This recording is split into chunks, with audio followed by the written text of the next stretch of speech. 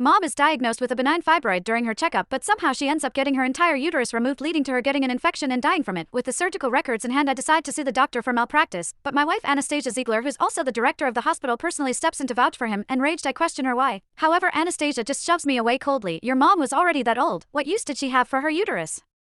Louis' future is more important anyway. I'll waive the hospital bills. You'd better take down the court case though. Don't embarrass me any further in the hospital. As I gaze at Mom's cold corpse, I can't help but chuckle. It turns out that Anastasia has no idea that her beloved side piece has killed off her actual mom, who had stayed widowed for many years. Chapter: I had just finished handling my mother-in-law Margot Sinclair's death paperwork when Anastasia Ziegler arrived at the hospital morgue with Louis Foster. Louis looked at the row of morgue drawers and frowned. Gabriel, even if Anna is the hospital director, you can't waste money like this. Just get the funeral over with. She was just an old woman. Don't you think it's a waste to use a morgue drawer for a bumpkin hag like your mom? He pulled out a business card and handed it to me. This is a crematorium on the outskirts of the city that specializes in unclaimed bodies. It's cheap and they can get the cremation done in a single day. I clenched my fists in anger. Anastasia stepped in front of him, shielding him with an unapologetic expression. He's just trying to save us money. Your mom's already dead. She won't know it no matter how much you spend. What's the point of all this formal nonsense? You're just obsessed with keeping up with the appearance and making your life harder. I stared at her in disbelief. From the moment Margot died on the operating table until now, Anastasia hadn't shown a shred of concern once over the past 48 hours.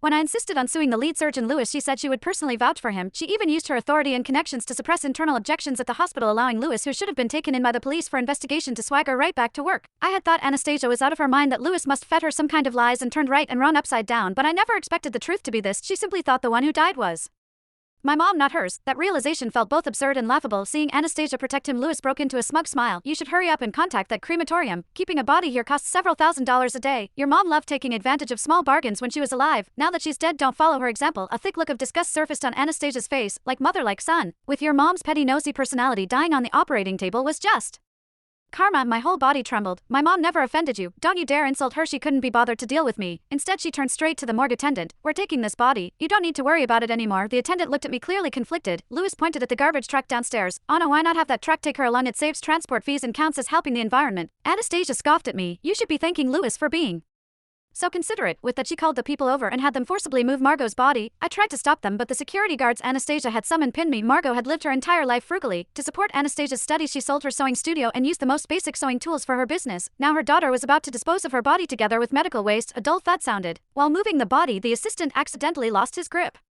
Margot's body rolled off the cart and slammed hard into the corner of the wall. He looked at me with contempt. Sorry, my hand slipped, he said smugly. She wouldn't mind. Right before I could say anything, Anastasia snapped at me. He didn't do it on purpose. Hell, just pick her up. What's the fuss about watching Margot's body carelessly dumped beside the garbage truck? I was so furious that I laughed instead. Anastasia, you'll regret this. Chapter: Why would I regret it? Anastasia refuted, barely glancing at the body. I'm here today to talk about a settlement, she continued in a commanding tone. I don't want to waste time on such trivial matters.